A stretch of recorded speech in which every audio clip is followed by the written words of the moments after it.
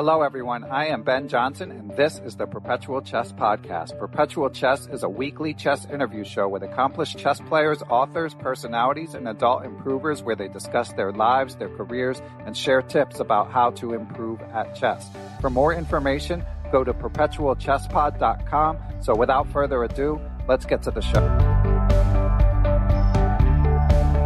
Hello, everyone, and welcome back to Perpetual Chess. We are joined by a friend of the pod, a return guest. He is one of the top players in the Netherlands, has been a regular member of the Dutch Olympiad team since 2006, winner of the 2015 Reykjavik Open, and a highly respected opening theoretician who's worked with former FIDE World Champion Veselin Topalov and currently works with perennial top 10 player Grandmaster Anish Giri. He's also a Chessable author, one of the most popular Chessable courses of all time. I'm one of the purchasers, the Lifetime Repertoires, Carol Khan, among other courses. And our guest, Erwin L'Ami, has been sharing his thoughts about the World Championship on Twitter, and I have greatly enjoyed it. So I wanted to hear more of them. And luckily, he is willing to accommodate us and reflect more on the World Championship and also talk about his own career. He'll be playing in Tata Steel, the Challengers section, coming in January. Of course, that is the landmark tournament in his native, the Netherlands. So without further ado, let's welcome Grandmaster Erwin L'Ami. Sorry, Erwin,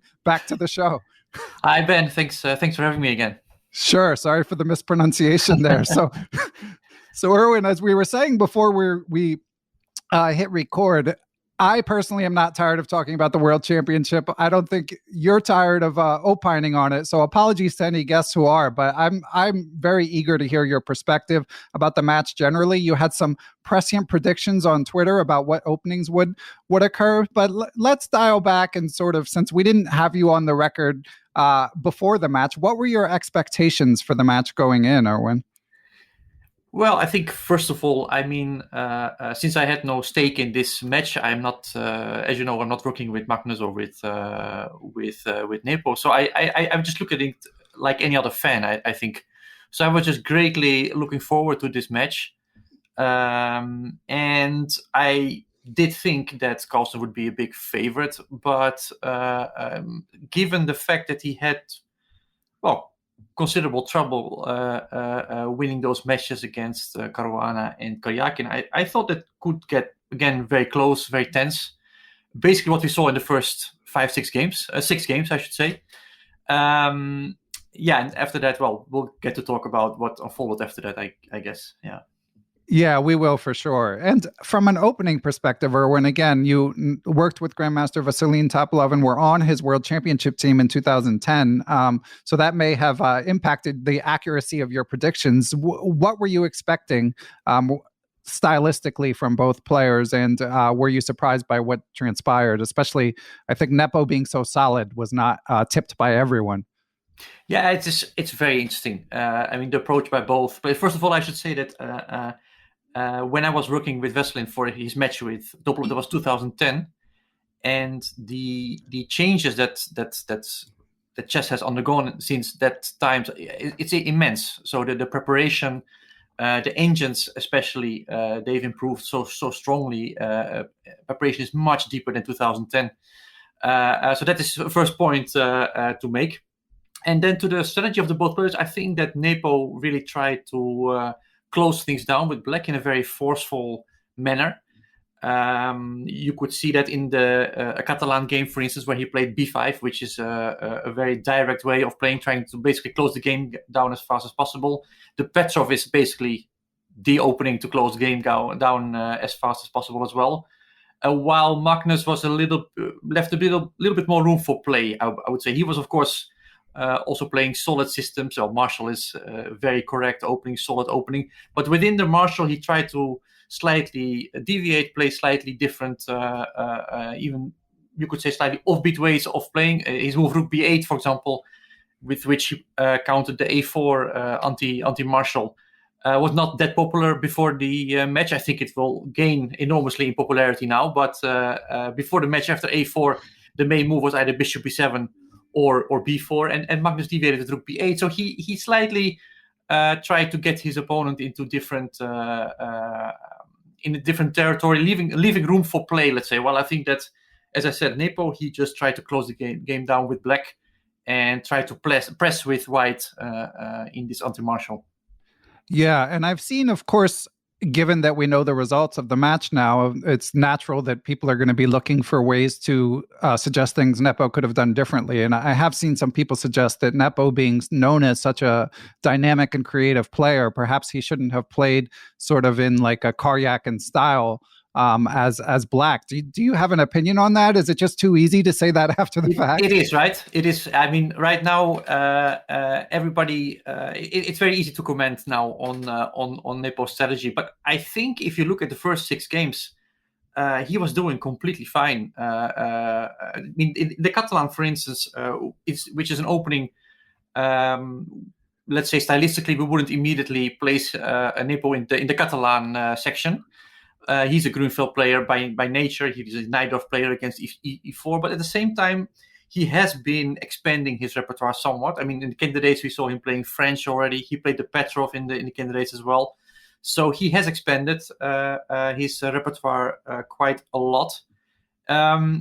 So it's hard to say. I mean, in hindsight, yes, he lost game 6, and then you can make all these assumptions, but I think he was doing fine, actually, opening-wise, and I think he also understood the openings that he was playing. It's not like he is... I mean, he's a real top player.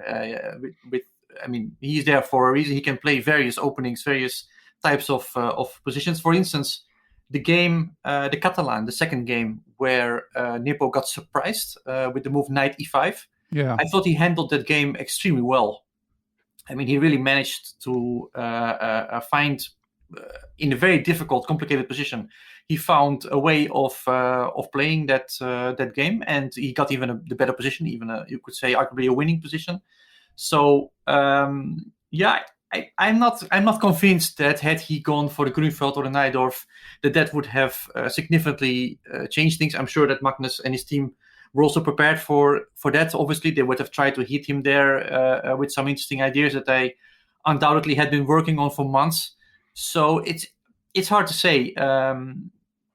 In hindsight, we can say that, for example, for Karjakin, the same strategy worked better. I think Karjakin said something along those lines as well, that his positional style perhaps suited that strategy better.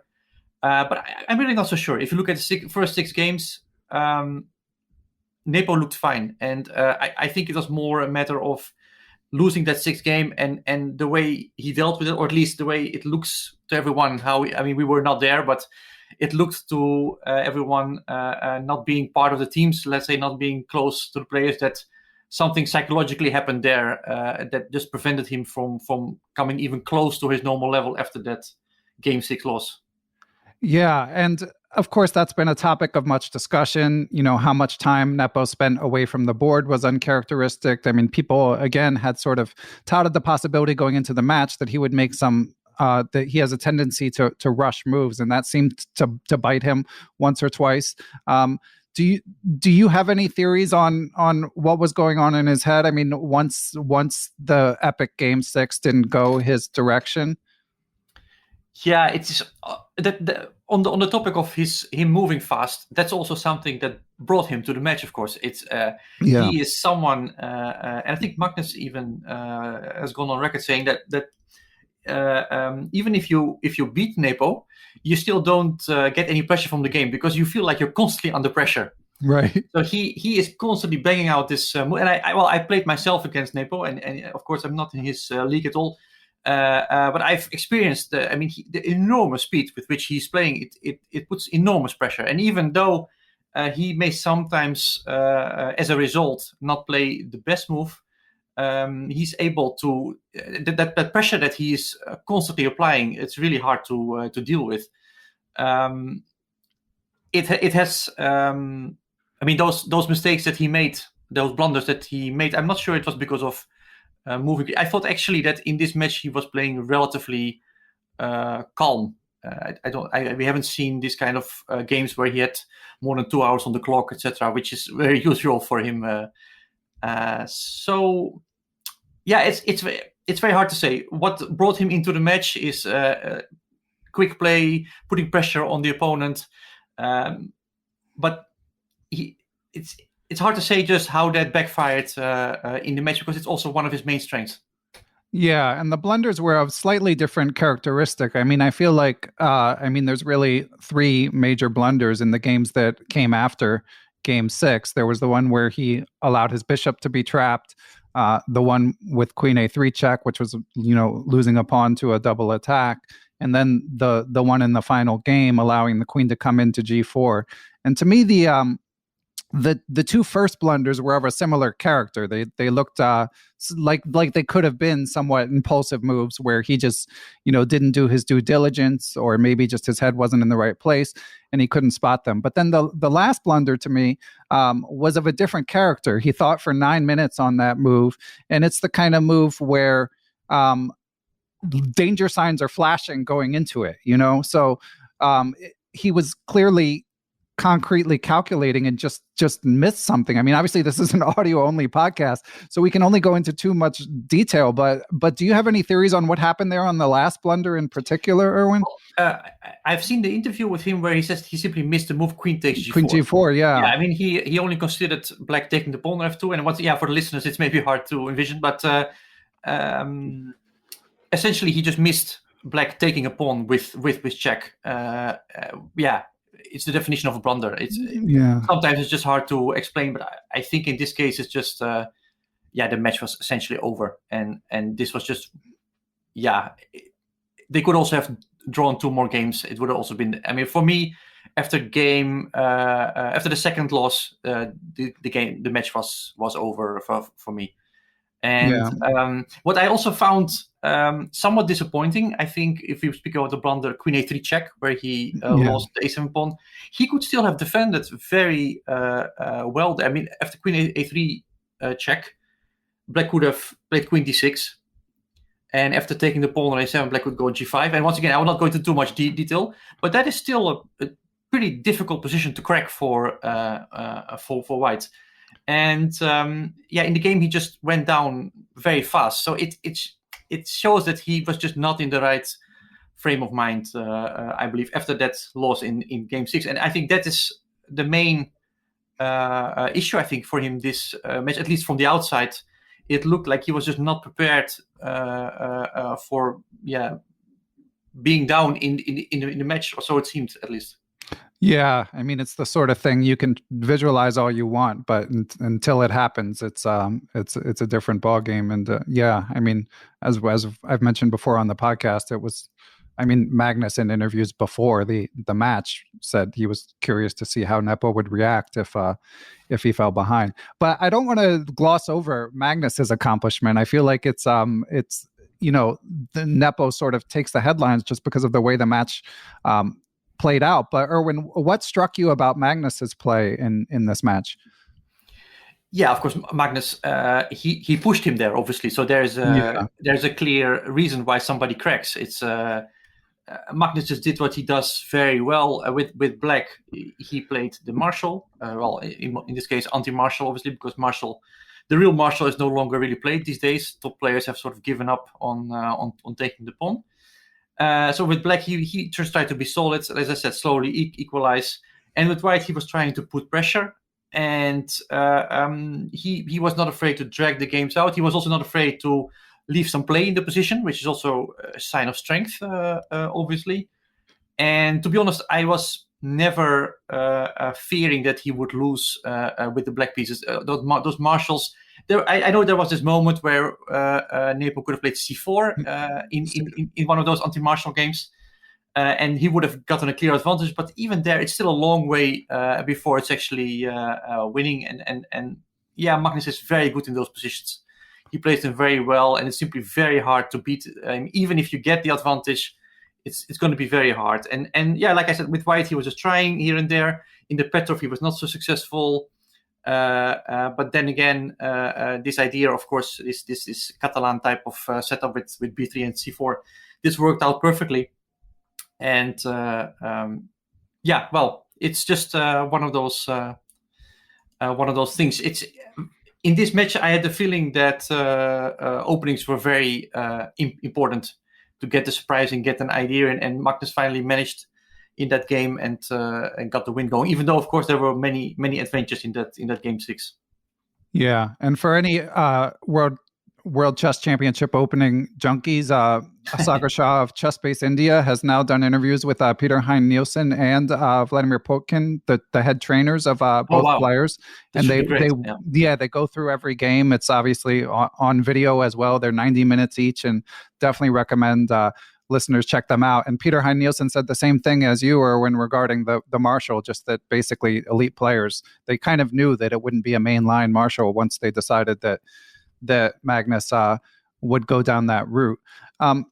Now, Erwin, in our prior interview, we talked about your work with computers. You mentioned you basically have like a hardcore engine running all the time in your dwelling, as well as sometimes using cloud engines. But I'm curious, a match like this, what's your approach to watching it? Do you have an engine running? Do you tend to watch broadcasts, or do you just like to feel it on your own?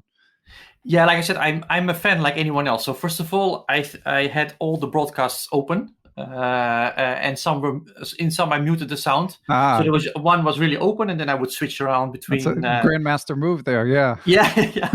So I had like 4 or 5 broadcasts that I could choose from. I really liked Fabiano's insights. Yeah, he was great. I really enjoyed those. I mean, there's someone who has experienced it all, of course, and I think you could really notice that in his comments. And Anish and Polgar, I watched a lot, obviously. Also great. I like they had some clashes here and there. It was nice to follow. And then I have like you said, I have my engines running. I'm just curious of what's happening. Some opening surprise. I want to know what they're up to. Of course, it's very hard to reach that same kind of depth that the teams have been working. So you never really get to reach the same level of depth very quickly. But these days, with a good engine, you can really very quickly go through a critical line. So I just try to catch up as much as I can on what they were working on, and in that way, try to also guess what the next opening would be. It's just like any other fan. Actually, at least I think many fans followed it in that way. I guess. Yeah, I certainly did. I mean, I would have Sesse open, the sort of Norwegian engine, the super stockfish that you can view online. Now, were you running your own engine on top of that sort of thing, Erwin? Definitely. Yeah, definitely. No, I was definitely, and moving the pieces around. Sesse, of course, you just look at the look at the output, and you cannot really move around. But I, of course, try to analyze a bit, try to see. In that way, you can go much deeper, of course. So I definitely had a lot of fun doing it. I canceled all other things. I was just following the match religiously, and that's all I did. Yeah, and like any other, enjoying match. For me, it was just. Maybe we'll get to it, but it was really disappointing how it ended. I was genuinely gutted a little bit by how that all ended, because it was such a great start. Of course, people generally don't like draws, but I think the first 5 games, most of them were very hard fought, and for me, very interesting opening discussions. That alone already makes it very interesting for me to see which directions the teams have chosen. It shows a lot about how they think about the opponent and about themselves, all these kind of things. Very interesting to just follow it closely. Yeah, and I want to talk about other things besides the match too, but I do want to follow up on 2 more things relating to your watching the specific games. Number one, with game 2. Now, I'm a much weaker player than you, so that could have like colored my output, but I was, being air quote slave to the engine and watching Magnus be like -2 out of the opening after briefly having an advantage. What was your perspective at that time? Because, like, again, not being strong enough, obviously I see that Magnus can create some problems, but in hindsight, I feel like I was giving Black too much credit just based on the engine. What did you think was the most likely result on, like, say, move 20 of game 2? Yeah, you mean this moment where Magnus Saxon Nepo found knight c5, knight b3. I think knight c5 is what Carlsen mentioned. He had missed. He missed that. Yeah, it's very hard to say. Computers, of course, are ruthless. But it's something I noted before, that nowadays what happens on the board and what the engine is showing as the truth, it gets more and more apart. as engines get stronger. I mean, nowadays I see a completely normal position. I look at the engine; it shows -5. I sometimes don't even know why. Right. And in the old days, in such positions, engine would show like -1 or -2, and it would feel a bit better, because nowadays every move we make, a computer shouts blunder. Everybody thinks that's, but it's just because the engines did become stronger and stronger and stronger, and what happens on the board, like I said, it very often has very little to do with what is actually what the engine is saying. And I think this game is a good example because, I mean, you have this knight on d6, and it's just very hard to assess it properly as a human and to also know exactly what are you aiming for. I mean, I remember during that game, one of the things that the engine was shouting all the time was that black should take on a4 with the b5 pawn. Yeah. Which essentially means that you're doubling both your a pawns and you just leave every pawn. I mean, those kind of decisions are very hard to make for a human. But of course, an engine calculates it, sees some concrete reason why it's good, and it says that black is winning there. I think that objectively in a human game, black was doing fine there, but it was doing perhaps very well. But I never had the idea that it was already in the realm of clearly winning positions or something. I did think that later on there was some chance. But once again, I'm going a bit into details now. But black would have gone queen g7, attacking the e5 pawn, f4g. I thought that was actually a pretty human thing to see. I mean, that you attack e5 and then break the position open with g6, g5. I thought that was actually a chance that was missed. And after that, actually towards the end, I was even thinking that Magnus might be trying, might be able to try it, but that knight on d6 and already having a pawn for the exchange, but okay, he allowed this exchange on d6 to happen, and then it all fizzled out. But that game is a perfect illustration of what differentiates engines from humans. I believe. Yeah, definitely a lesson learned for me. And lastly, on the match, I just wanted to hear your sort of broad thoughts on Game 6, since obviously it kind of decided the match, and also, I mean, just so historical in so many ways. Yeah, it's just vintage Carlsen, right? I mean, he's always ready to sit out this kind of game, to just grind and grind and grind. I mean, he was arguably lost in that game at some point as well. Yeah, but he deals with this kind of trends. I mean, evaluations going up. He deals with them very well, and then he gets this kind of end game where he just excels. He's probably, well, not even probably. I think it's safe to say he's the best end game player to have ever walked the planet. Yeah, and you see him slowly torturing his opponent.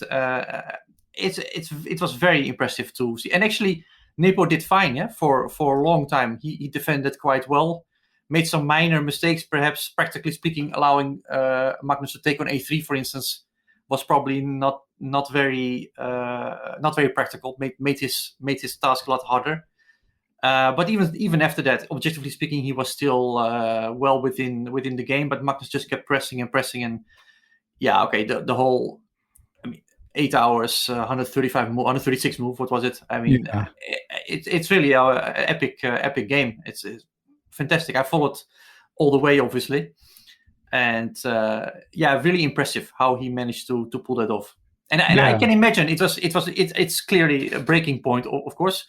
Nevertheless, I was hoping that Nepo would have somehow sorted this kind of thing out before the match, because everybody was already saying before the match that this is something he has to work on. That if he loses one game, that he sometimes tends to, it just tends to all go away from him.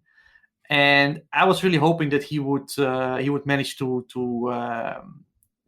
deal with that, so that we could see the match continue in the same way, because at that point in time, okay, he had lost one game, but it still looked very close, the match. It didn't seem to me that the match would already be decided at that point. Yeah, I agree. I mean, if anything, going into Game 6, it seemed like Nepo had a couple clearer shots than Magnus, and definitely could have ended many different ways. But yeah, absolutely. No, I mean, also if you speak opening wise, Magnus got this surprise in Game 2, 95. but it was actually Nepo who quickly took over. So he really showed a lot of. He showed good play, confident play actually in the beginning. Of course, I cannot speak to how tense a World Championship is. I mean, I've been part of a team, but I haven't played, obviously. Right. So it must be immense, the pressure. I've seen Topalov up close dealing with it very well, I should say. But everybody deals with that differently, and perhaps it just became too much. That's something I can easily imagine, but of course not something I can relate to. Yeah, likewise. So did Topalov in your interactions, did he have a conscious game plan for how to handle the pressure, or do you think he was just kind of wired that way? Yeah, I think that's just how he's wired. Yeah, it's just some people are just wired. Yeah, it's not fair how some people are. Some people deal with such things. No, I mean, Veselin was always ready to fight. Always. There was just I don't know if you recall that match with Anand at the games, etc. I mean, they were so hard fought. It's just he was ready to. I mean, to go till the end every single game, and that's also how he played his tournaments and everything. There was. It was quite inspirational, I have to say, to be part of that, because it was really, I think, quite an example also for Magnus growing up. I mean, let's say 2008, 2009, Topalov was still a number one player, the one everybody looked up to, let's say. And Magnus, I think, took a lot from that fighting spirit that Topalov also showed in those days. Yeah, I mean, he took it from somewhere. Yes, he has it for sure. No, obviously, it's something that he has in him, obviously, but definitely, I think these two, Magnus and Veselin, they're very similar in the way they approach the games, always ready to fight till the end. And what about your boss / friend Anish Giri? I mean, obviously hasn't been in the World Championship, but of course, no stranger to the candidates. If you may or may not be able to address this with full disclosure, but is he doing stuff to work on sort of the mental game and responding to setbacks and stuff like that? Yeah, and I actually think he deals with them very well. I mean, I've rarely seen him after a loss that he's completely. I mean, he's very good at looking at the game objectively, drawing the conclusions from it, and moving on in a healthy way. That's just a huge quality that I think a top player must have in order to be successful. Otherwise, it's just not gonna. I mean, you're gonna have setbacks, plenty of them usually, and you just have to be ready for that. I mean, I remember speaking to him after the candidates. I mean, you could think, of course, that for many people it would have been a heartbreaking experience. The way it ended there, him losing to Grishuk in the last round, and also the round before. That was tough, of course, but he handled it very well. Immediately started talking about future plans, and wanted to get back already. Was inspired to work, etc. So like I said, everybody deals with these things differently, but it's important, I think, to if it's not possible for you to deal with them properly, that you have to work on that, because otherwise it's just not the way it now happened in the match. It may sound very rough, but I think it just cannot happen that way. You have to deal with that before the match. It somehow, something had to be done on that front, I think, and it didn't happen. Yeah, I mean, and there was a dichotomy between Nepo, again, rightfully has been praised so much for his comportment during the press conferences. A lot of people pointed out, it's in the contract for him to do the press conferences, which of course is true. But the point is, he could be there, and he could still, he could have been rude, he could have shut down, but I felt like he was very open and took responsibility. But what the dichotomy was between his sort of public comportment and what one might think was going on in his head based on how the play progressed in the match. But yeah, I thought that was very impressive. Yeah, exactly what you just said. I mean, to blunder in the match and to having to sit in front of the journalist again, and this NRK guy asking him about his performance. You just want to. I mean, big respect for the way he handled that. That was really, really impressive. Yeah, absolutely. But I think it's different from, let's say, sitting behind the board and being ready to fight. It's slightly, but definitely it deserves a lot of respect the way he handled those situations, because I also remember different press conferences, and I liked that I saw someone writing that back in the day it would have been better not to ask those questions to someone like Coach Noy, or right, yeah, exactly. Probably the journalist would not have survived. Yeah. Don't ask Korchnoi why a move was described as absurd. Yeah, exactly. Well, we've got some other topics to get to, Erwin, but first we're going to take a break and hear from our sponsors.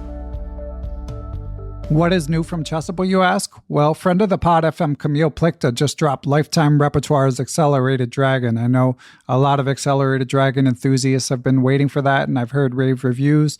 I am Christoph Selecki, aka Chess Explained, has a Keep It Simple Black repertoire coming soon. And of course, whether it be an opening course, a tactics course, or an endgame course on Chessable, you can utilize their proprietary space repetition technology to make sure you learn the lessons that are being imparted. So be sure to go to chessable.com and have a look at what's new.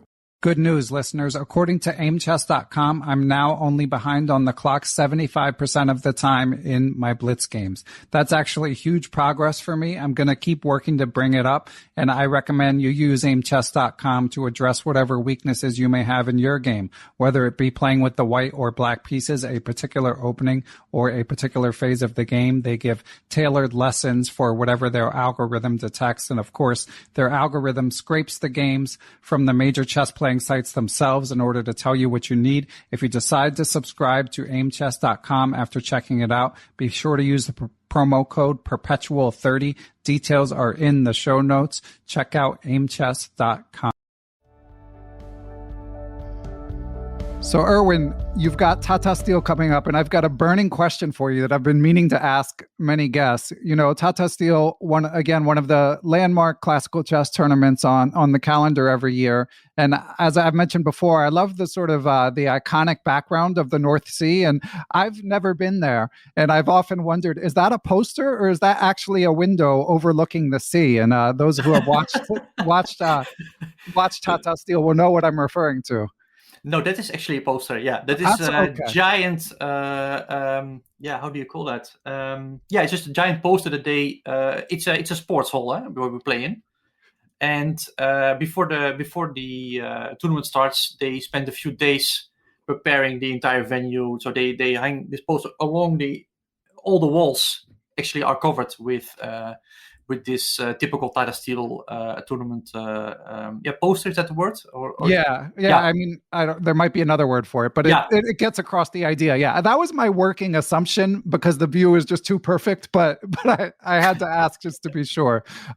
So you've got this tournament coming up in the challengers section with Lucas van Forest and some top young players, Taidan van Nguyen, Rinat Jumabayev, who's an extremely strong young player, Ganguly. So have you been finding time to prep, and how are you feeling? Yeah, since the match finished earlier than expected, yes. I'm now going to prepare for the event. Now, I was already thinking a bit about, actually I haven't played in a long time, actually. So I've definitely given some good thought on this tournament. It's, by the way, but people know that I think it's by far my favorite. It's like a home event for me. I've been playing there since 2005.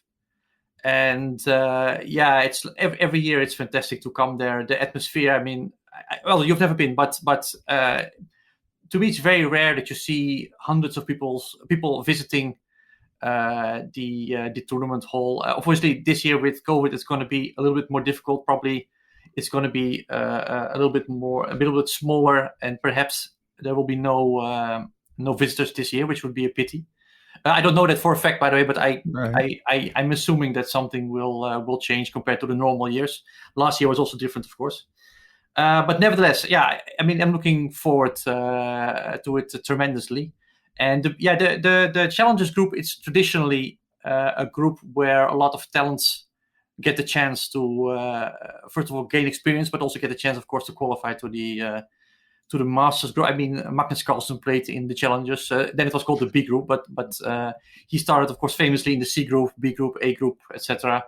And many other players who are now playing in the A group, they started in the earlier group. So I've played many strong grandmasters over the years there, which are now playing in the A group. It's going to be fantastic. I cannot wait, actually. Yeah, and the aforementioned Anish Giri, of course, will be in the Masters section along with Carlsen, Caruana, Mamedyarov, Rapport, Duda, Karjakin, Vidit, Dubov, Asapenko, Shanklin, Jordan van Forest, Grandelius, and Pragananda. So just an amazing lineup, and anyone who's been following the chess gossip might be looking forward to a Dubov against Karjakin match in particular. That's also a topic. Should we discuss that one, or do we leave that for others? Yeah, it's up to you. I guess while you decide if you want to say anything, I'll just quickly explain for anyone who didn't catch it. Basically, it's been recently, they did a Chess24 released an awesome video describing who was on Magnus's team, sort of doing a big reveal. And it wasn't like super surprising. Friend of the pod, Jan Gustafsson, was there again, as well as Laurent Fressinet. Of course, Peter Hein Nielsen heads the team. And then the two new additions, although they'd been, Dubov in particular had been speculated about, were Daniil Dubov and your Dutch compatriot, young superstar Jordan van Forest. And Karjakin and a couple other Russian players basically sort of suggested it was unpatriotic for him to be working on the team of this Norwegian player when a Russian was in the championship. I personally won't editorialize about it. You're welcome to address it or not, Erwin. Yeah, it's a dangerous topic. I would say that I think this kind of things, they differ from country to country. I think in some countries these things are taken much more harshly than in others. And I think particularly in Russia, they feel very strongly about bringing the crown, the title back home, and this kind of thing. So for them, it's probably hard to see fellow Russian working for Magnus. On the other hand, as far as I understood, they've been working I know that they've been working for a long time already. They started working again already before the candidates, if I read the article correctly. So I don't think anything really bad happened here. But yeah, as I said, it's per country. I mean, everybody looks at these things differently. So I'm not really sure how to view it. Me personally, I don't really see the very big deal. But that could be just for my Dutch perspective. I don't know. I'll admit it. I don't see it as a big deal either. Okay. But hopefully, hopefully that story kind of blows over and doesn't like escalate. That I wouldn't. Yeah, that would be a pity. Obviously, I mean that's completely unnecessary. And I of course there are some emotions now. The match just finished. I'm just hoping that in some time, these things will boil down. Yeah, and Erwin, I do have to ask you one other hard-hitting question. Another Dutch compatriot, legendary GM Jan Timman, when I interviewed him on the show, mentioned that the reason Firouzja isn't in the tournament is because he's been told that they couldn't come to terms. So again, I don't know if you can address this, but have you heard anything about this? Like they couldn't come to financial terms, to be clear. Okay, honestly, no idea. Honestly, no. I'm playing there more or less every year, but I'm not part of negotiations with. Okay. But obviously, it would have been great to have. I mean, I'm hoping he'll be back in the future. I mean, they had this unfortunate thing last year, but I don't think that should. I hope at least it doesn't play any role for. I mean, I'm sure that everybody would like to see him in Wijk aan Zee, and I'm sure he would also like to win Wijk aan Zee. Yeah. Just hope that but I don't know how those negotiations happened. Yeah, really, no.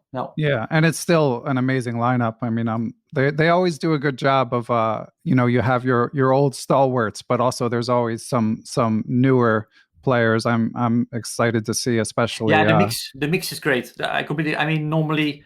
Let's say Norway Chess is a fantastic event, but you have the top players there usually, and a Norwegian player. I don't mean Magnus in that case. While in Wijk aan Zee, it's of course much more mixed, and I kind of like that. It's a tournament where up-and-coming 2700 players can really find their breakthrough. They get to play Magnus, they get to play top players, and if they do well, they can really establish themselves. So in that sense, I think it's a great event for anyone, basically, top event players and guys who are just beneath that and aspiring to come up. Yeah, and of course, Van Forest managed to win it last year, kind of being in that situation. It was amazing. That was absolutely. I mean, since '85, we had been waiting for a Dutch winner. I mean, Timman won it in 1985, last time. Anish, of course, was close many times, including actually last year. Yeah, close. And I was there with Anish, so I couldn't actually be that happy initially. But of course, as time goes, I mean, I can still be very happy for Jordan, obviously, that he won there. I mean, that was a fantastic thing for Dutch chess. I mean, the media was all over this tournament in the Netherlands, so that in that sense, it really brought the tournament in the limelight in a very positive way. And for Jordan, it's great that he made his breakthrough now. So because we had, of course, Anish in the Netherlands. But after Anish, it was a very big gap towards the rest of the Dutch players. So now we have a clear, we have a new guy over 2700, or at least he's established himself now around 2700. I think he's just over now again. Yeah, he is just over. Yeah, exactly. Yeah. So that's very nice. He gets to play Wijk aan Zee now again. So he worked with Magnus. Yeah. So I think that should all be very should inspire him to perhaps make some more stuff. I mean, if you manage to win Wijk aan Zee, then definitely you can aspire to go even higher than 2700, I think. For sure. And for you, Erwin, you said you haven't been as active. So as you ramp up, I'm sure you've got to brush up on your openings. Do you do any other sort of training in a moment like this? Yeah, well, I'm trying now to play some blitz and stuff like that because I'll have to play soon. Yeah. So I have to get back in shape a little bit. So I'm doing that a lot. Of course, I'm in touch still with Anish all the time, so that also continues. I do. I'm gonna do 2 courses actually for Chessable. I have in the making, one with Christoph Selecki. That's going to be on the triangle Slav, and one on the Slav itself. It should come out somewhere in the next year. So that's very exciting. And I'm sort of constantly working on that as well in between the other things. So that's just like a nice project also to constantly work on. So I keep busy in that way. Excellent. And do you do like tactical training at this stage of your career? Absolutely. No, I think that's something that everybody keeps doing all the time. I don't think that ever stops. And especially now when I haven't been that active, I feel like it's something I definitely have to do, and I'm doing it as well. And initially, I was so slow and bad, and missing things, but then in time, you see that you get a little bit sharper, you start to see things, and that's a good feeling. So I'm hoping that I'm back in time for Wijk aan Zee. Yeah, and I know that you're an avid bibliophile and chess bibliophile. For when you're working on your tactics, what do you tend to use, Erwin? Actually, for this nowadays, I switched to the digital world. Oh, okay. I'm sorry for all the that's awful. But I have recently purchased the book of Frank Erwich. Do you know Frank Erwich? I don't think so. He's a Dutch FIDE master friend of mine. He's my agent. He published a book full with combinations based on theme, and it's very nice. It's for the stronger club players.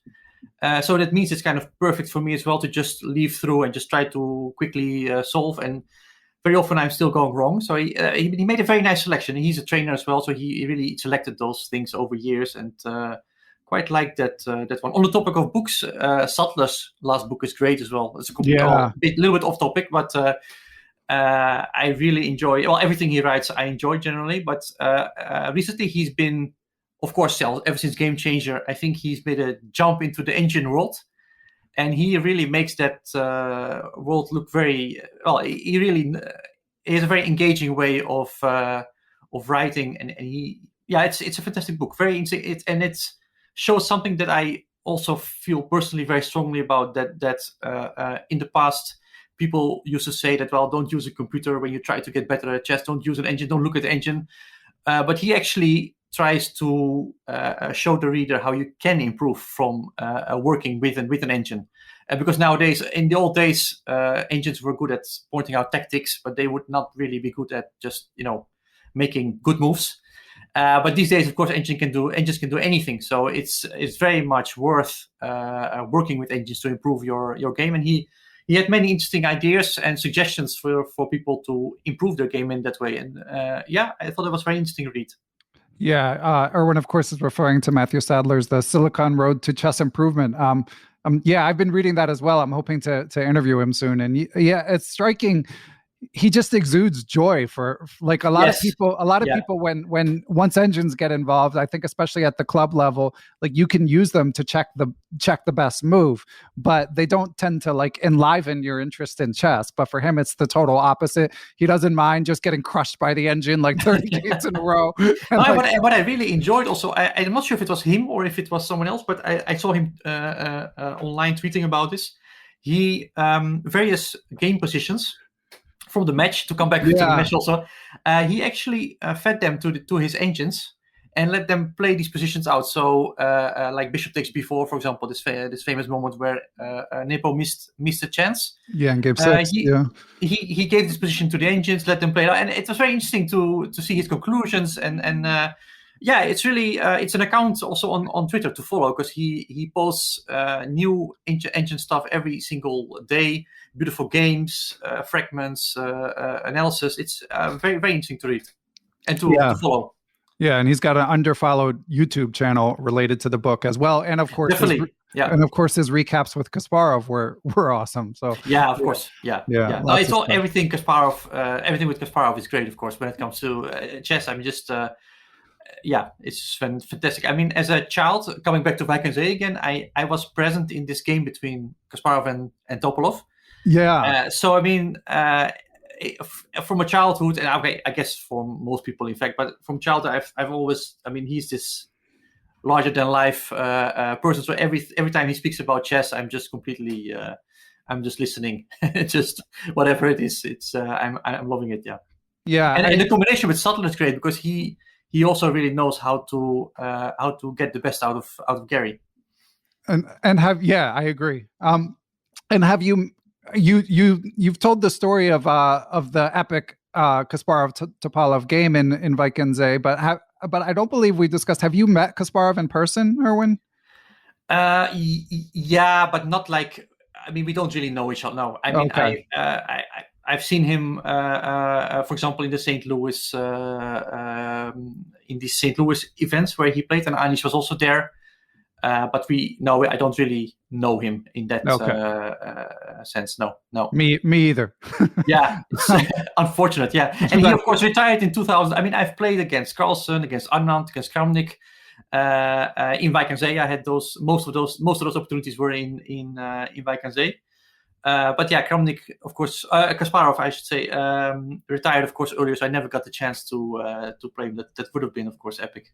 Yeah, for sure. All right, well, Erwin, we got to take one more break, and then we've got some great Patreon mailbag opening related questions for you. So I think you can handle them.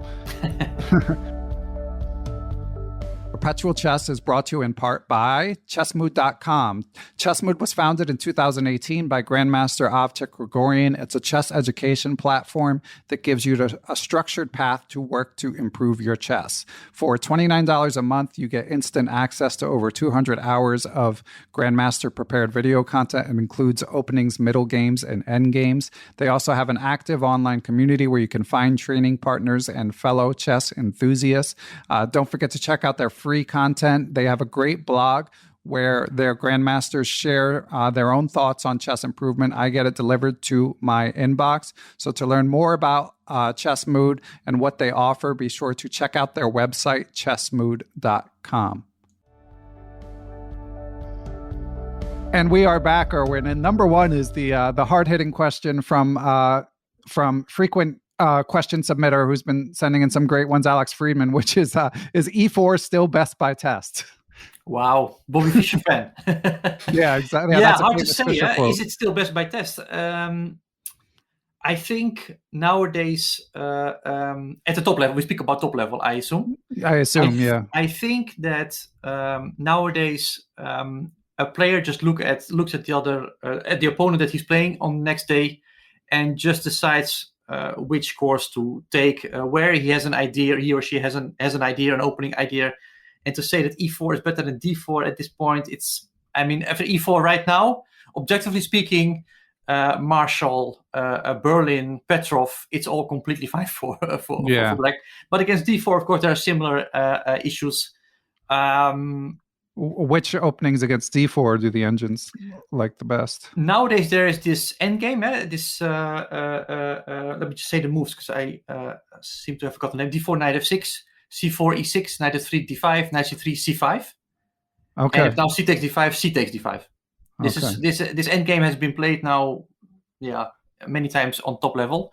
For instance, Arjan Tari drew against Carlsen last year in Wijk aan Zee with black, actually, just like that.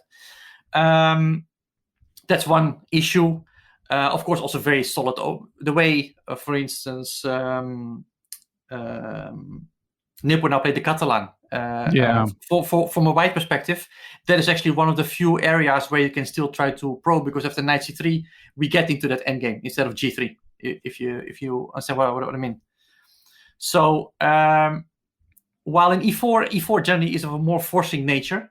So there, for example, the Petrov is just one big forcing variation, basically, in whichever direction you take. Because in the Petrov, because of the symmetry, if you don't immediately strike, there's just nothing much is gonna happen. Black will just develop, and it will just be rather dry. The structure is such that nothing, you cannot expect much. So you have to play in a very forceful manner. That's the only way to battle the Petrov. With Marshall, with Berlin, it's also it's hard to say. I would say that by now, no first move is really doing it. Black's doing well. Black is doing fine. Actually, much better than, for instance, in the 90s, for example. If you speak about, like, say, if you go 30 years back in time, Berlin didn't exist yet in the 90s. Petrov was under pressure in those days, and back in those days, e4 was a really, people were struggling to equalize, and now it's more a matter of choice. Like, do I equalize with the Berlin or with the Marshall? And then, of course, it becomes a matter of finding the right try for the player playing with the white pieces. So if you have some idea and you can surprise your opponent, it's all about surprise. If you can surprise your opponent, then you can have some success. But objectively speaking, it's all completely fine for black in any opening, any half-serious opening. Black is more or less fine. Yeah, surprise definitely seemed to be the angle that Team Magnus settled on. Exactly. Yeah. While, of course, Nepo, he just took the stand of, I'm just playing correctly, and I'm just gonna I just trust this opening, and I'm gonna be fine. And if I get surprised, I trust that the position is solid enough that I can just find my way. Yeah, and it kind of played out the way, hearing you talk about it, it played out the way one might expect, and that, like, just speaking from what the engine would say, often Nepo would have this like 0.2 type advantage, but Magnus knew the structure and knew how to neutralize it. So yeah, you can see why Magnus might go for worse moves that have an elevated chance of catching their opponent off guard, even if it didn't work. Exactly. Yeah, no, I think Magnus, he knew exactly what he was doing in those Marshalls. He was taking these slightly worse positions, but he knew how to handle them, and most of the time he would neutralize them quite smoothly. Yeah. It's so hard to beat him there. It's Yeah, and we have a related question from a friend and supporter of the pod, Evan Rosenberg. He actually has two questions, but I'm going to start with this one, which is one of them we just answered, but are you aware of any popular opening line that has actually been refuted by Leela or Stockfish? In other words, how soon can we expect an answer on whether or not the London system is any good? First of all, I think it's by now very safe to say that the game of chess is drawn objectively. Yeah. And I think that's certainty, given that the drawing margin is quite big. You cannot mate with bishop and king versus king, for example. Piece up, but you cannot give mate. And we also see that certain openings are just very correct, rather equalish. So we cannot expect that much. And now I forgot the question, which was any openings that were refuted by I actually think the opposite. I think that anything is possible as long as you analyze it deep enough, and that's that element of surprise. So, for instance, in that A4 anti-Marshall that they played three times, the main move historically is B4 there. B4 or Bishop B7, but B4 is, let's say, the main move. But it's clear that Magnus just decided to go for Rook B8. He analyzed that very deeply, and the engine shows it's also playable. And he was deep enough, and he just played it. So I think that even as long as it's, of course, within boundaries, I think even much more is possible than before. I saw one match in the TCEC or the TSEC. I never know how to pronounce these engine matches. 2 games in the King's Gambit, which were both drawn, I think. So I mean, anything is. Everything is possible again, as long as it's well prepared, deeply analyzed, which both teams in the World Championship, of course, did.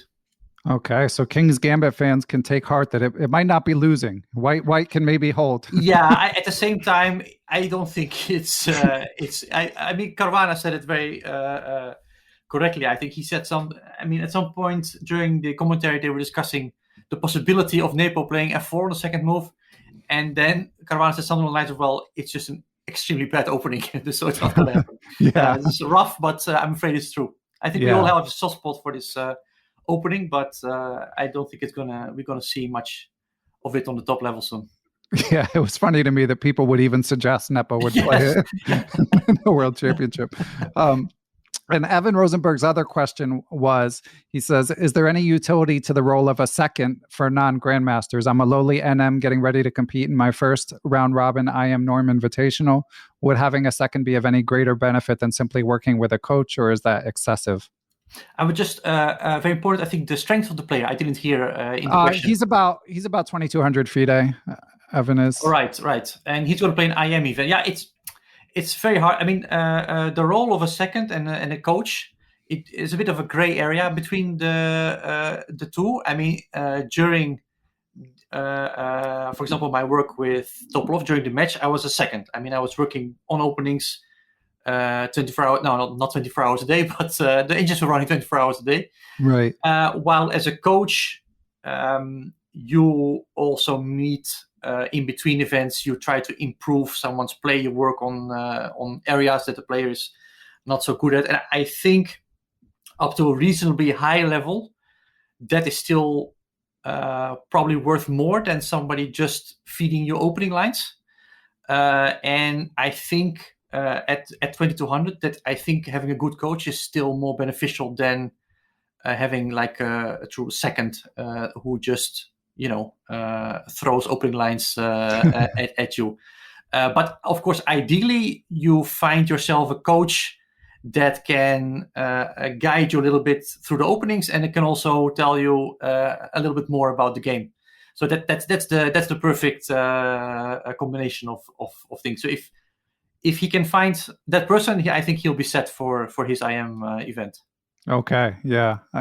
Good advice there. Yeah. I don't know. I mean, Evan's a little stronger than me. We've actually played a couple training games. But for me, the mistakes are coming, so second or no second, one of us is going to screw up. So no, I think that let's say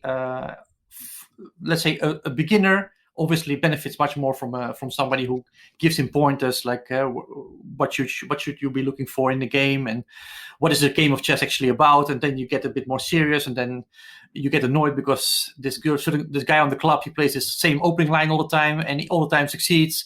And then you want to learn a little bit about that. But I think it should all be balanced I think most people find their own healthy balance in this. And well, maybe your friend likes to go all out on openings, and if that makes him happy, and why not? Many people have improved that way. I remember Tibor Karoli, I think, which is one of Leko's first trainers. He said that they just mostly worked on openings from an early age, and well, Leko, I mean, he did pretty fine. Pretty well, yeah. So I don't think there's one set way of improving in our game. It's just that for me personally, I think that let's say up to close to IM level, it can still make a lot more sense to just have a coach there that can guide you through the games, that can work on improving your overall game. And the deep opening prep, I think that plays a bigger role later on. Yeah, makes sense. All right, Erwin, and we have one more listener question for you. This one is from Igor Feinstein, and Igor asks, he says, considering that you're an opening expert, what is your recommendation for how category level players should approach studying openings? Do you have any specific books or resources? And then he also asked, do you recommend developing a narrow opening repertoire and study it deeply, or learning a wide range of openings and understand the concepts and instructions and structures inherent in them? Although I feel like if you're going to learn a wide one, it's going to be hard to understand all the structures. But anyway, I'll let you. I would almost, or maybe I just will. I would almost repeat what I said before. That I think this. There's not one set approach for this, and some people take great even pride in their opening work. They work on. They have an opening that they love, and they play it all the time, and they keep improving on it, and that's the way they improve, and I think that's fine.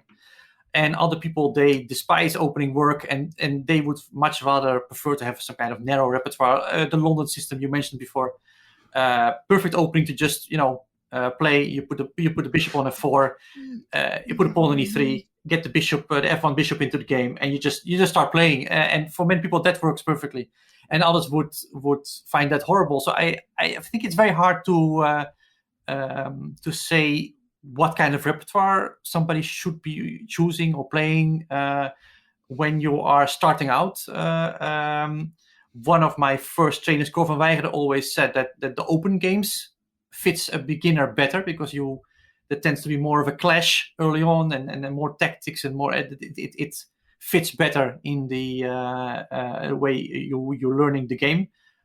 He certainly knows more about the topic than me, so I think I would.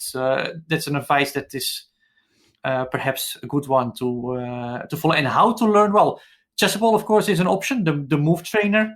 Other people might prefer to set up the pieces on their own. So also there, it's a bit boring. Maybe you prefer some rough statements of mine, but even here, I think that there are various ways to go about. I like the move trainer, and I think Chessable is doing a good job at showing the material, the opening material. And I use it myself, although not for openings, but for endgame trainings. Yeah. I worked a lot with the Vresky's endgame manual and this 100 endgames you must know, which I think are two great courses on Chessable. And I often, just when I'm in a train or wherever, I just take my phone and I browse a bit and I try to solve some endgame positions. But like I said, other people don't like to see it on the screen. They prefer to feel the pieces, set up the board, and it's also fine. Invite a friend over and play through some opening lines yourself. There are so many ways to enjoy that work. That I would feel bad to. Actually, myself, I study it even in various ways. I work with the computer, but then sometimes I set it up on the board and I look a bit at it and try to move the pieces a bit, and I see that I again get some new ideas and new questions pop up. So there's no set way, I think, of doing things, and I think everybody should just find the way which works for them. I know from Anish that he rarely, I think, sets up the board for these kind of things. He's so used to just the screen and Chessbase, and that's of course normal because we all use engines constantly. But I noticed in myself that I still like sometimes to just sit behind the board and just see a little bit what's happening, and so each is own there, each is own. Okay, yeah, and you gave some excellent advice in our first interview too, along the same lines of pursuing what you enjoy when you're a chess hobbyist. I think it's evergreen advice. I think it's not important not to lose sight of that. And just a couple more follow-ups, Erwin, that hearing you talk chess, which I always enjoy, makes me jogs my memory about things to ask you about. So number one, of course, you mentioned working with legendary co-creator of the Step series, Cor van Wijgerdan. I apologize, Cor, if I mispronounced your last name. And, I've been working through, I've taught that series in the past and just been working through it on my own. And I'm really struck by the creativity of all the puzzles in them and the depth. So I'm curious, from having worked with him as a child, did you notice any secret sauce? How was he able to just come up with all these original positions? And again, Rob Brunia, I'm sure, like co-create, I should say. Yeah, no, but I mean, he's just, it's very simple. I think he's just a very hard worker. And from his early training years, he just collects, I mean, he has this giant database with an enormous amount of positions that he just collected over the years, day in, day out. And I'm sure that he still has thousands of positions waiting to be included in future books. That was always very impressive. Yeah, he had an enormous amount of training material. It's famous that people like Luc van Wely, Erik van der Doel, Dutch grandmasters, they would play a tournament back in the day, and they would phone up Cor and they would ask, like, well, do you have some positions for me? Because I need to get in shape a little bit. And then he would send over some pages with exercises, and that's how they would sharpen their tactics before. So yeah, he is like the Dutch coach. Famous step methods, obviously. Yeah. Yeah, and for any listeners, longtime listeners will have heard me discuss the steps method many times. But for others, you can listen to my interview with Hans Schutt and Jaap Delamar, among others, to hear us discuss it. And the last question, Erwin, was about, with computers, I've been hearing more and more about sort of the move to the cloud. And of course, there was the question at the press conference about apparently one of the Marshall, I think it was the first time that Magnus played Rook B8. Someone asked him, they said that someone had been looking at it on the engine, on Chessbase, on the online engine 2 days before, and like had forgot there's an option to not leave tracks, and someone had forgotten to select that option. Yeah, it's the first thing I do usually when I get a new computer. I install Chessbase, and then I deactivate the option of storing everything. Yeah, that's a pro move there. But I was curious to what extent these top teams, and such as yourself and Anish, to what extent is your work now done on cloud-based engines as compared to, like, running massive machines in your houses? I think the days where you have these massive machines at home, that's sort of finished. I think Anish is very open also about it. He is ambassador of Chessify. Yeah. And they provide him with enormously strong hardware. And I myself also use Chessify. It is, it's of course costly, but for professionals or for very ambitious amateur players, it's absolutely fantastic, because it's not something I've seen before in the chess world to that extent. So it's really, for me, there could be something out there that I'm not aware of, but from what is publicly available, let's say, to rent, I think Chessify is the strongest out there. And like I said, you pay, of course, it's a serious investment, but then you have the best hardware out there. And Anish is using that. I think Aronian also is one of the investors. It's also been using that a lot. And mostly, basically, the point is, I think that everybody's looking for these cloud solutions now. And Chessify is one of the front runners right now. But I'm sure that there were already rumors of supercomputers in Team Nepo. Right. I should say that in 2010 there was also such a rumor. Oh yeah. It was not a rumor. We could make use of this famous supercomputer, but it just that they didn't manage to make it work. Yeah. Some scaling issues. basically the engines at that time, I think it was Ripka 4 that we had, they were not able to run those engines on these super computers. So basically, we had access to a giant computer, but we couldn't do anything with it. That was the painful part. But of course, nowadays it's probably different. I guess that it's very likely that Nepo's team had access to something great and that they could run engines there properly. It's just that nowadays, at some point, I think it's hard to really make a difference still. I've seen this now with Chessify, their strongest engine, it runs on 1 billion nodes a second. And yeah, once you have that, I mean, yeah, you can have 2 billion, 3 billion. I don't know what difference it still makes. It's all so incredibly fast, and if someone like that's also important. Magnus playing the Marshall, which is such a correct opening. Yeah, what difference can you really make with the hardware that you have? And that's, I think, one of the points even also behind Magnus's choice, that it's just very much engine proof what he was doing. What he said is basically, I can get out of the opening with a slightly worse position, but I'll be sort of fine. I'll just handle it. Like I said, 0-20. Yeah, what's 0-20? If he makes 1-2 good moves, it might just already peter out to a draw. So this is, I think, one of the things that they also chose for as a team. Yeah, Peter Heine Nielsen, even before the match, in an interview, someone asked him about Nepo's alleged supercomputer from a Russian university, and he said, they may have the strongest computer, but we have the strongest human. That's shots fired, yeah? Before the match. Exactly. Yeah, they fired a few shots, and they managed to back it up. But the painful thing is, of course, when such a thing is said, it's actually true. Yeah, right. Yeah, that makes it. I mean, you can say it's cocky or whatever, but it's true. That makes it. Yeah, Magnus has been a little vocal on Twitter. I mean, I of course always would love to interview him, but now in particular, because it really seems like, I mean, he had said some very sort of optimistically tinged things prior to the match, but it seems like he was unusually confident before this match. I saw some tweets. Exactly. Yeah. No, it makes. I mean, he was a big favorite. If you say now, but he really was.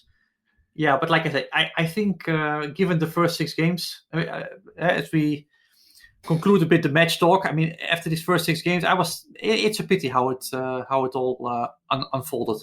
It would have really been a great match, and now I don't think in 10 years' time we'll be talking much about it. Still, it's a bit of a If I compare it with the Karjakin match or the Caruana match, not the same.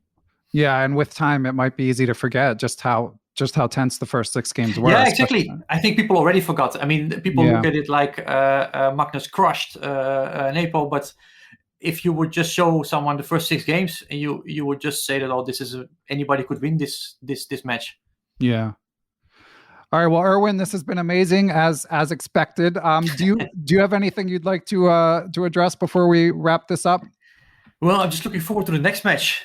Yeah. Is it next year already, or are they going to? I mean, are they going to try to restore the 1 year they lost, or is it in 2 years? I don't even know, to be honest. I have heard that they're just going to move to an odd year cycle, so 2023. But that makes sense because of I think the Grand Prix finishes in April. The Grand Prix series. I think later maybe, but April, May, something like that. Yeah. So that makes sense. Yeah. That makes sense. It's a long way to go still. Yeah, but we're looking forward, I think, to the next one. I mean, a lot of interesting potential. Of course, matchups. I'm hoping that next time I will be observing it from a little bit closer with Anish. That would of course be fantastic to experience that. Yeah, so he's got to get in through the Grand Prix with such a gauntlet, 24 players for 2 spots. It's going to be tough. I do like the new setup of the event. So with the round robins first, and then the final round robin. I think that's a nice new way of making it also a little bit more exciting, because those events, they were usually there were a lot of draws. They were not very popular. the Grand Prix. It was this Grand Prix series that was always a little bit of the black sheep of the whole cycle, I think. And now I think it could get interesting. So I'm curious about this. And okay, Anish, he did of course well in the last cycle. He was close. So yeah, I'm curious if he can.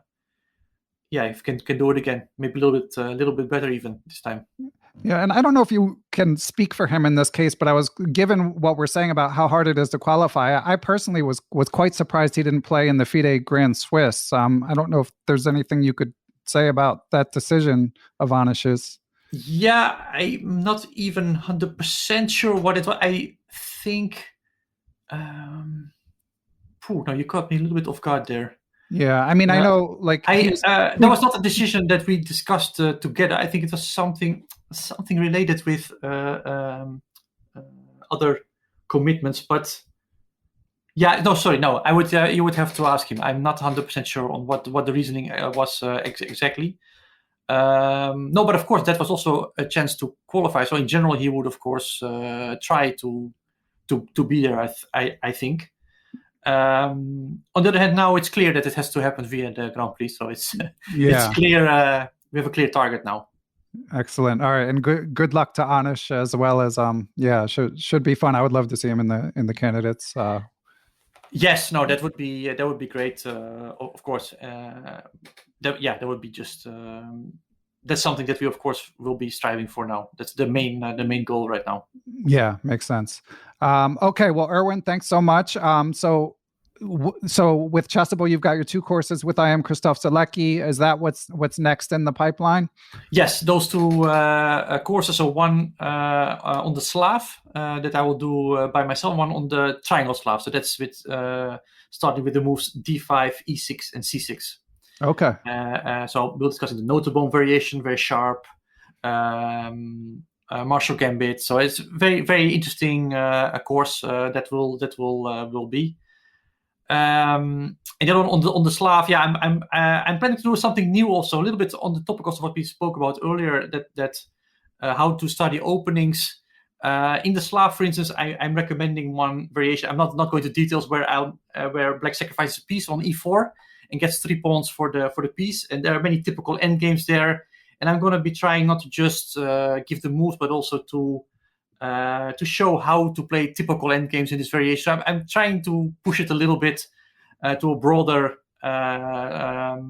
course so that people understand also more about the line, apart from just the moves, let's say. So I'm hoping that will work out. It's something I haven't done before to this extent.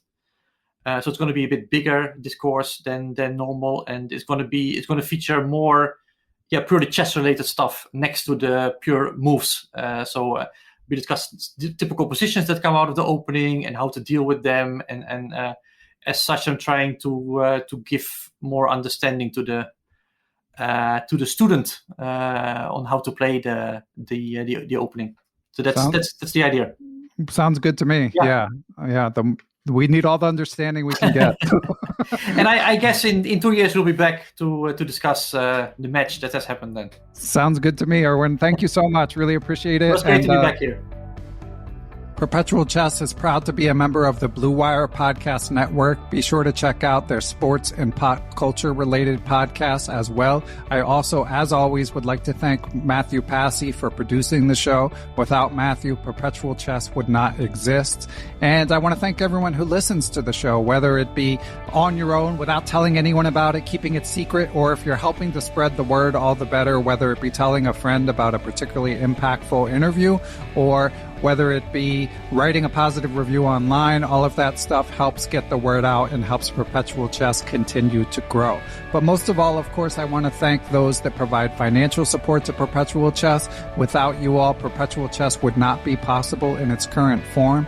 And I would like to give special thanks to the following people and entities. Here comes the list. Chessable.com, David Lazarus of Lasman Chess, coach of Dave's Young Tigers on Lichess, Quality Chess Books, the Capital City Chess Club, the Abysmal Depths of Chess blog, Adaptive Interactive Web Designs and Services, the Apprentice Twitch channel, Aniti Deer, Austin Clough, Benjamin Porteau, Bill Sigler, Kathy Carr, Chad Oliver, the Charlotte Chess Center, the Chess Central's Chess Blog, Chessmood.com, Chris Flanagan, Chris Lott, Dan O'Hanlon, Daniel He, Danny Davidson, David Mitchell, I am Dimitri Schneider, Douglas Wilson, I am Eric Rosen, Farhan Tharwar, Faraz Sawaf, Gary Foreman, Glenn Downing, Greg Harfst, Greg Shahadi, Gregory Golick, Hampus Axelson, James Kennedy, Jay Garrison, Jeff Martinson, Jeff Schaefer, Jeremy Nielsen, John Jernigan, John MacArthur, Kevin Forsyth,